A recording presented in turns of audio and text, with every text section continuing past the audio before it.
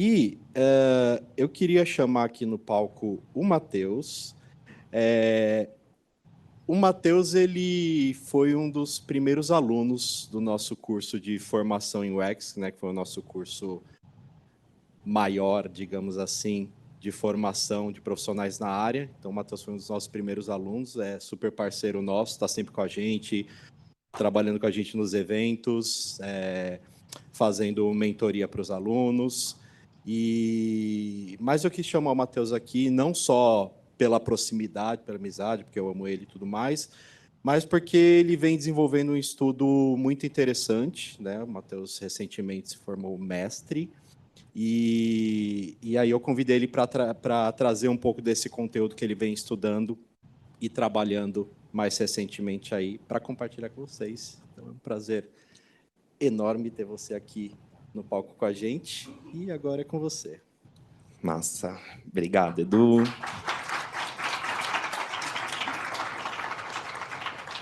Valeu, gente. Que responsa, nossa. Bom, obrigado, Edu, pela introdução, pelo convite também para falar um pouquinho sobre esse tema aí meio cabeludo, né? Bom, se vocês estão esperando que vocês vão sair daqui sabendo de várias ferramentas incríveis, vai ser um pouco frustrante, então é melhor falar já antes, assim. A gente não vai ficar falando de ferramenta, tem muita coisa que eu gostaria de falar em 20 minutos, assim, mas vou tentar ser sucinto no conteúdo. Tem um controlinho de slide? A Camila, tá ótimo. Esse aqui, né? Deixa eu aprender aqui como usa. Tem um botão gigante com uma seta para frente, então deve ser isso. Bom, gente, antes uma apresentação super rápida. Meu nome é Matheus, como o Edu já me apresentou. Eu estou trabalhando aí já faz 11 anos na área. Comecei como web designer. Lá atrás fiz também uma formação da Mergo em UX. Fui andando na onda de quando esse termo começou a surgir mais forte. Hoje eu sou coordenador de design de conteúdo numa empresa que chama Bitso. É um unicórnio latino-americano que trabalha com criptomoedas, né? Então, eu estou dentro dessa área de blockchain hoje. E eu trouxe também um pouquinho um repertório acadêmico, porque vai fazer sentido o que eu vou trazer para vocês, né? Então, eu sou bacharel em design pela Unesp e, recentemente, eu me formei mestre em tecnologias da inteligência e design digital pela PUC de São Paulo. Essas são as áreas que eu atuo como pesquisador. Então, eu estou estudando interação humano-computador, inteligência artificial generativa, em específico, e design especulativo, que é a forma mais interessante que eu encontrei de estudar o futuro a partir de uma perspectiva de design. Daria uma conversa só sobre essas 3 caixinhas separadas, assim. Então, vou tentar aqui resumir um pouco. E essa foi a minha pesquisa de mestrado. O título é Uso da Inteligência Artificial Generativa na Iniciação Científica, um exercício de design especulativo. Então, eu tenho muito interesse na área de educação, assim, e eu achei uma forma de trazer o estudo de entender o impacto da inteligência artificial generativa na interação humano-computador sob uma perspectiva de quem está estudando, assim. Então, ir para a graduação, né, entender o que as pessoas estão fazendo. E aí, a iniciação científica foi o recorte que eu escolhi para estudar um pouco o impacto na ciência, né? Quando você faz um mestrado acadêmico, você tem que escolher um recorte, afunilar, e esse foi o que eu escolhi. Acabou que eu comecei a estudar isso antes do boom do ChatGPT em 2022, assim, que foi no fim de 2022, né? O que foi uma loucura. Isso ajudou, óbvio, a moldar um pouco minha pesquisa ali no meio do caminho. A gente faz isso também.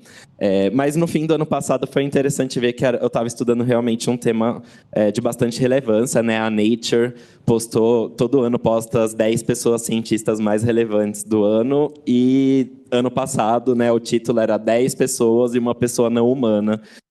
Porque eles consideraram o ChatGPT como uma das entidades assim, mais relevantes para a ciência no ano de 2023. Então, né, validou um pouco ali o caminho que eu estava estudando.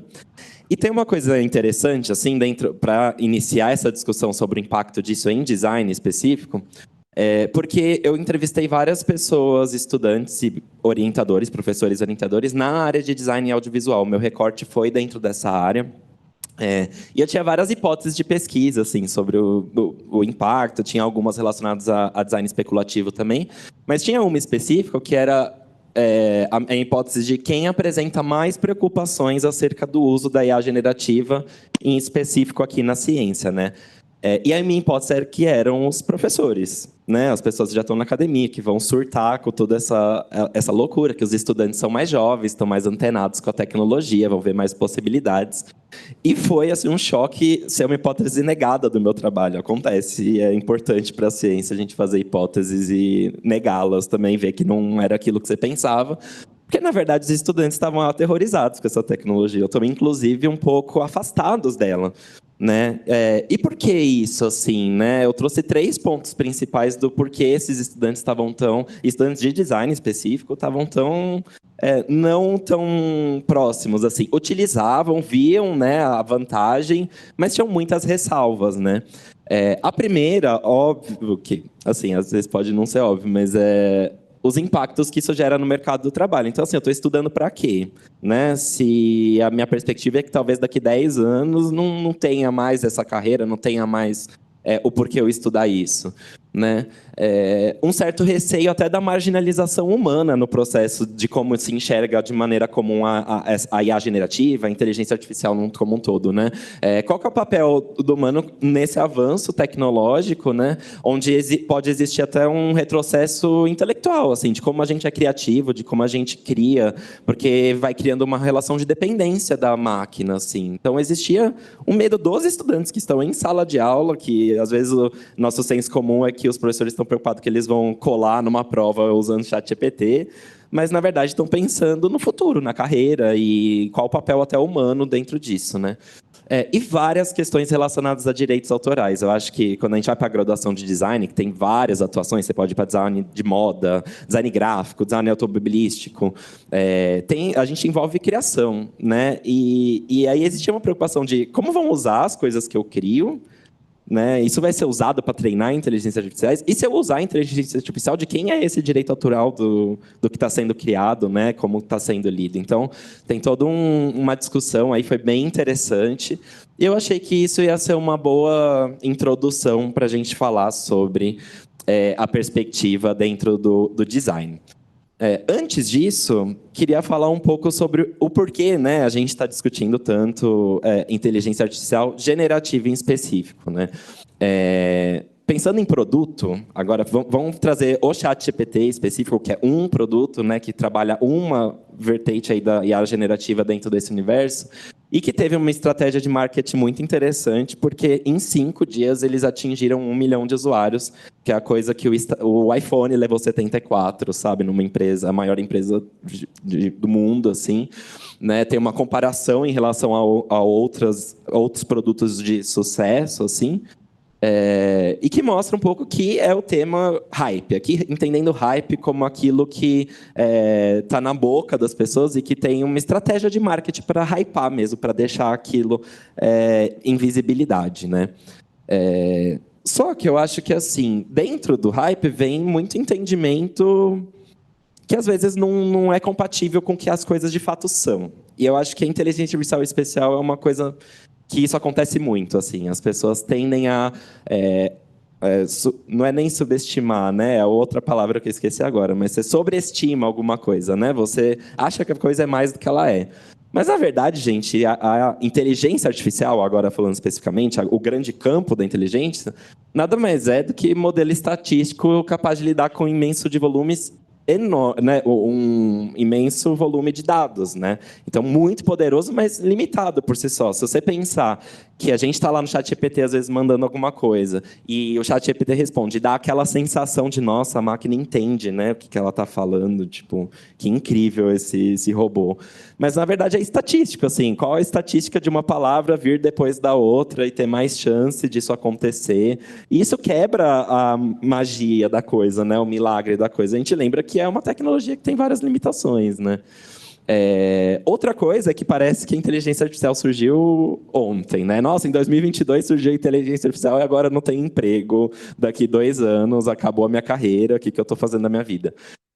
Gente, muitos altos e baixos na história da inteligência artificial. Esse artigo, que é o primeiro que se tem história, é do Alan Turing, né, que tem até o filme Jogo da Imitação, não sei quem já assistiu, é muito pautado nessas discussões, mas que chama, né, Computing Machine Intelligence. A primeira questão começa desse jeito, né? Eu proponho considerar a seguinte questão: pode a máquina pensar?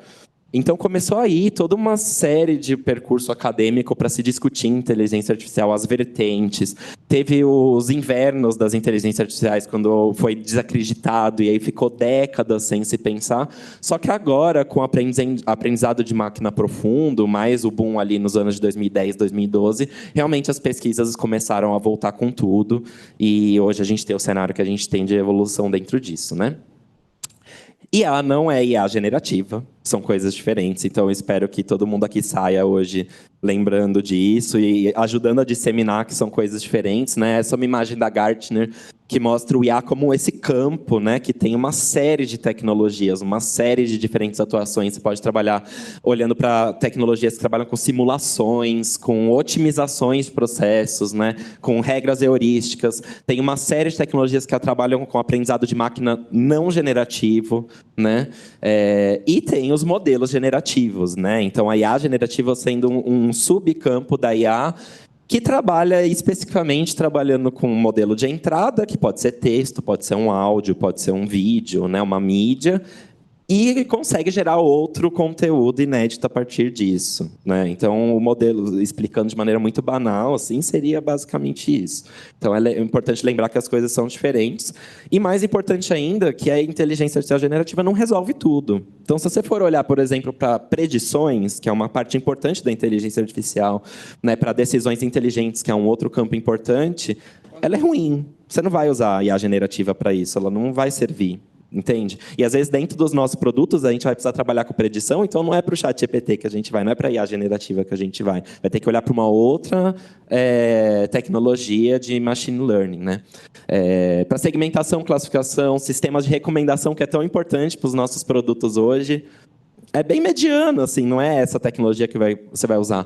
Mas para geração de conteúdo, e principalmente para interfaces conversacionais de usuário, aí de fato é o must, né? É o hype da coisa. Realmente dá um medinho, às vezes, o que a gente vê por aí, né?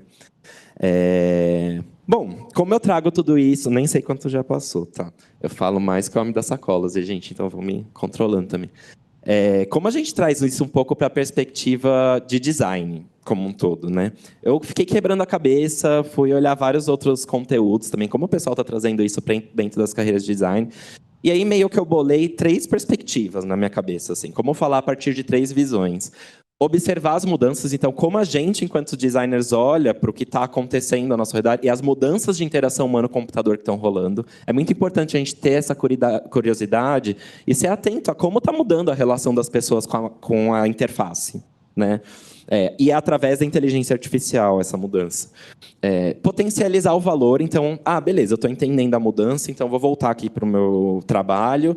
E como que eu aplico isso para uma coisa que realmente resolva um problema real de uso, né? Como eu potencializo a proposta de valor do meu trabalho com inteligência artificial, com inteligência artificial generativa. E, por último, otimizar a execução, porque depois que você monta essa estratégia, aí, beleza, você vai ter que trabalhar. E aí tem várias possibilidades ali no seu próprio trabalho, na execução, na parte ali prática do seu trabalho, técnica, que você também pode usar inteligência artificial. Então, eu pensei nessas 3 e depois a gente vai problematizar bastante todas, assim. Então, prepare-se. Primeiro, observar as mudanças. Vou tentar ser super rápido, que eu tenho, sei lá, 10 minutos, então preciso correr. Mas a primeira ponto, observar as mudanças, eu trouxe aqui um exemplo. Então, agora, ao invés de você buscar algo na web, que é tipo 20 anos usando o Google, jogando lá uma informação e você lê a lista do que aparece, ela ser ranqueada, quem paga mais está mais na frente. Isso está mudando, né? Então, agora, esse é, por exemplo, o Arc Browser, que já está há um tempo aí no mercado, mas agora, essas últimas semanas, está aparecendo mais na mídia. Porque, na verdade, você joga a mesma pergunta que você jogaria no Google, a mesma pesquisa, e o browser já pesquisa por você. já faz. Eu estou vendo aqui essas 10 websites sobre a pergunta de o que aconteceu no jogo de ontem, e aí eu trago um resumo para você já com tudo que você precisa saber. Você tem os vídeos, eu crio quase um website para você aqui numa sua primeira visão, falando o que você precisa saber, porque eu já criei um resumo em cima das melhores estratégias, aqui, dos melhores sites que estão falando sobre isso. Isso.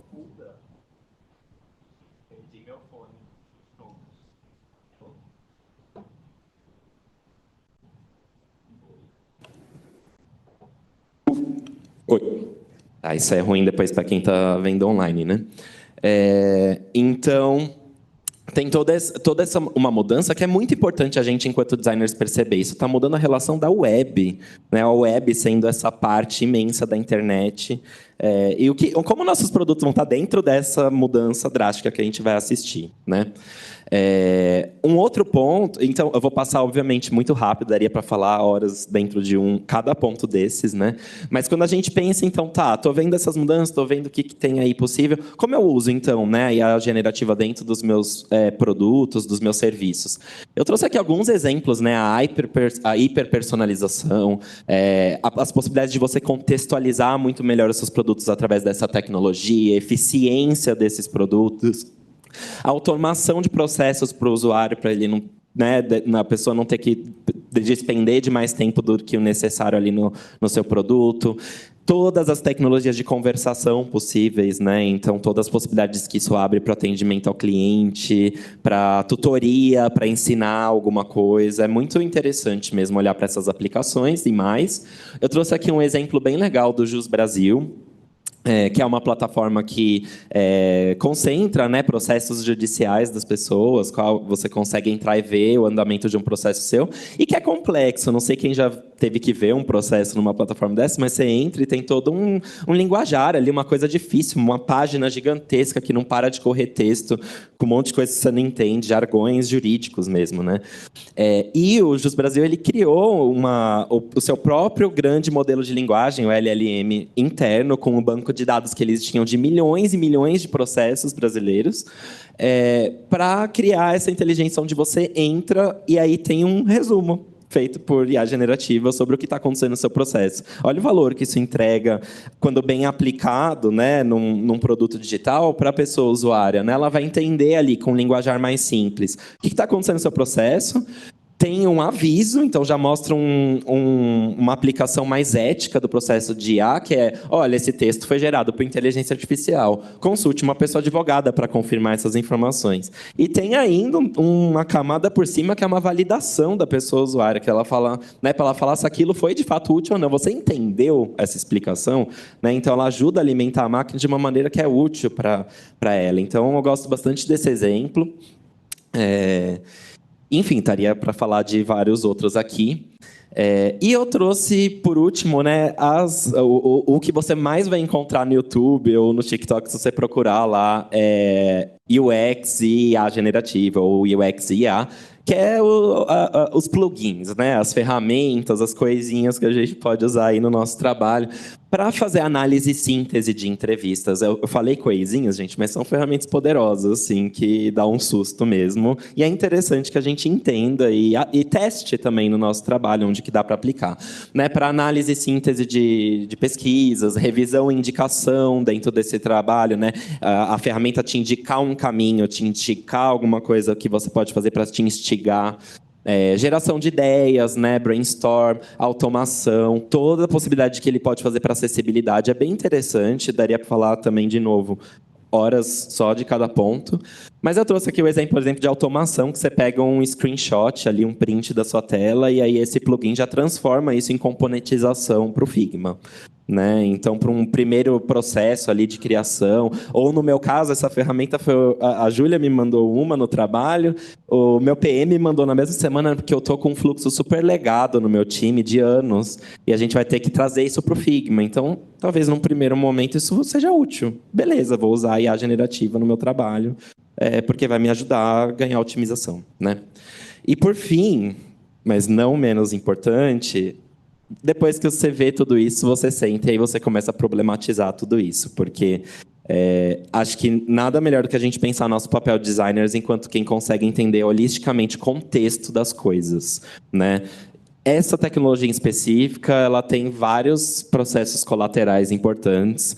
Aqui, sim, eu gostaria de ter muito tempo com vocês para discutir individualmente cada uma. Então, eu sugiro que vocês pesquisem, que vocês comecem a refletir, saiam daqui com mais perguntas do que vocês entraram em relação a cada um desses pontos, né? A política de sumarização, beleza, a gente está sumarizando várias coisas, está resumindo várias coisas. Você entra lá na web, a ferramenta resumiu para você, né? Você pede uma tela para um plugin, ele vai e resume uma... O que está ficando de fora, né? A gente tem que lembrar que, assim, as grandes tecnologias de IA generativa hoje estão dentro de 4 Big Techs, 3 Big Techs norte-americanas. As narrativas do sul global estão dentro disso, né? Os materiais que são usados para treinar essas ferramentas, eles consideram produção de mulheres, produção de pessoas negras. De quem vêm esses materiais? Qual que é a narrativa, né? A Camila acabou de falar de narrativa. Qual a narrativa que está sendo contada nessas sumarizações? Isso é de extrema importância se você quiser usar a IA generativa no seu trabalho, né? Perpetuação de vieses. Esses modelos são treinados com informações o quê? Humanas. E os humanos são o quê? Né? O que a gente gera? A gente gera vieses, a gente tem preconceitos inerentes dentro dos nossos conteúdos. Então, isso, obviamente, vai ser, quando juntado aos milhões, vai ser perpetuado pelas ferramentas. A gente está atento a isso para ver se essas ferramentas não estão, né, perpetuando. O paradoxo ético desse uso, assim, né, quando a gente pensa nos impactos, dos mais diversos impactos que essas ferramentas podem ter nesses outros pontos que eu estou discutindo, qual que é o uso ético dele? Como a gente põe numa balança para decidir que sim, a gente vai usar uma ferramenta para otimizar nosso trabalho, então, ao mesmo tempo que a gente considera tudo o que pode estar acontecendo de efeitos colaterais pela criação dessa tecnologia. Direitos autorais, né? Eu não vou entrar, é muito complexo, a gente também poderia falar por horas sobre isso, quem cria esse resultado, né? Como a gente protege o que a gente cria se a gente quiser, tem vários rolês. A crise ambiental, aqui tem um livro muito legal que chama Atlas of AI, da Kate Crawford, que ela fala que a inteligência artificial ela não é nem artificial nem inteligente, assim. E isso é muito legal, muda como a gente vê, porque a gente olha, a inteligência artificial está flutuando na minha cabeça, né? Não, gente, tem minas e minas de lítio sendo feitas, né? O Elon Musk lá querendo... Aí vou ser processado pelo Elon Musk, mas que isso vai online depois. Mas fica lá depois querendo comprar essas minas de lítio, né? A produção de placas de processamento para todo esse treinamento. Tem muita coisa interessante para ser olhada dentro disso. Fake news e bots. Saiu um reporte aí, eu esqueci a fonte, mas eu tenho, depois que a gente discutir, está no meu celular, que eu esqueci o nome. 50% da web hoje é bot. Metade de tudo.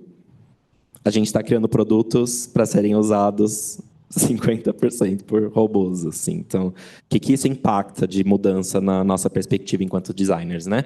E concentração de poder, aqui a gente entra numa pauta importantíssima, onde está essa tecnologia, como a gente acessa, como a gente entende a caixa preta, onde elas são feitas, né? Tudo isso é bem importante. Eu tenho mais 2 slides, eu sei que meu tempo acabou, vou usar mais 2 minutinhos, pode ser? Tá. Que são os remédios anti-apocalipse, assim, que eu chamei. Como a gente, dentro desse cenário difícil de balança, a gente continua relevante, assim, continua tendo uma perspectiva, de certa forma, otimista enquanto designers, né? Tem algumas palavras aqui que a máquina não tem e que eu acho que elas são extremamente importantes para a gente seguir, né? Empatia, a gente vai ter uma sessão sobre isso, então nem vai entrar em detalhes, mas assim, é o que nos diferencia por completo da máquina, entender contexto, né? Como a gente faz design sem contexto, sem entender as nuances daquilo, né? A gente, enfim, na nossa prática, a gente vê o quanto contexto importa para mostrar casos de uso que a gente nem imaginava, nem tinha ideia. Né? A criatividade, a máquina é criativa? Acabei de falar que ela, né, é um modelo estatístico. Será que a gente vai trazer criatividade? É polêmico. Eu tenho minha opinião, não vou trazer aqui, mas a gente pode discutir depois. Curiosidade, né? Se manter olhando para tudo isso de um lugar crítico e conseguir aplicar.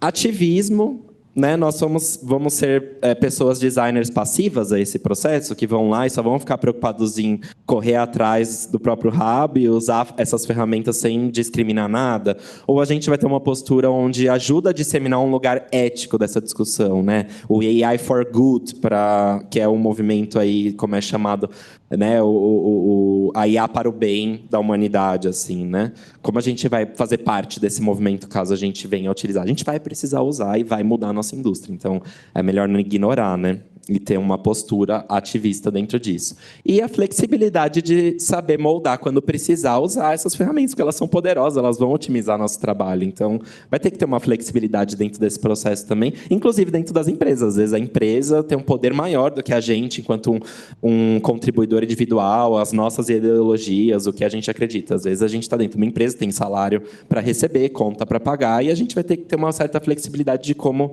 fazer isso dentro de uma empresa que decide usar, por exemplo, IA para, sei lá, dar crédito para as pessoas, né? Como já é usado hoje. Então, 4 pontos aqui que eu acho para finalizar. Não ignorar que esse avanço existe, por motivos que a gente acabou de ver. É melhor não fechar os olhos e fingir que não está acontecendo. Mas se adaptar sem pânico, né? Saiu um artigo do Norman Nielsen Group em abril desse ano, testando todas as ferramentas que tinha no mercado falando que faz design com IA. E nenhuma delas chegou nem perto a fazer um processo parecido com um profissional da área. Então, assim, as coisas estão capotando e patinando bastante ainda, mas é importante a gente estar atento e olhar para isso, mas sem pânico. Essa é a minha opinião. Eu não teria pânico para trabalhar com isso. Olhar enquanto uma ferramenta e não mais que uma ferramenta. E a generativa é uma ferramenta poderosa, tem impactos culturais, sociais, políticos importantíssimos, mas é uma ferramenta tal qual o Figma é uma ferramenta, né? E foco em quem usa, não na tecnologia. Acho que nada melhor do que fechar dessa maneira, lembrando que o mais importante é fazer sentido, né? Você não vai ficar aplicando IA por aplicar em nada, muito menos IA generativa, se você não entender se não está resolvendo um problema real da sua pessoa usuária, né? Acho que é isso. Muito assunto para muita coisa. Queria agradecer a oportunidade. E eu acho que isso também é a perspectiva que eu tentei trazer endossa o papel da Mergo de inteligência coletiva, o olhar crítico do design, que eu acho que é uma coisa mais difícil de achar em outros conteúdos, em outros lugares também. Então, sou feliz enquanto ex-aluno da Mergo. Trabalhei na Mergo como facilitador por mais de 2 anos. Amo muito essa escola, o Edu. Então, estou muito feliz pela oportunidade. Espero que vocês tenham gostado. Obrigado.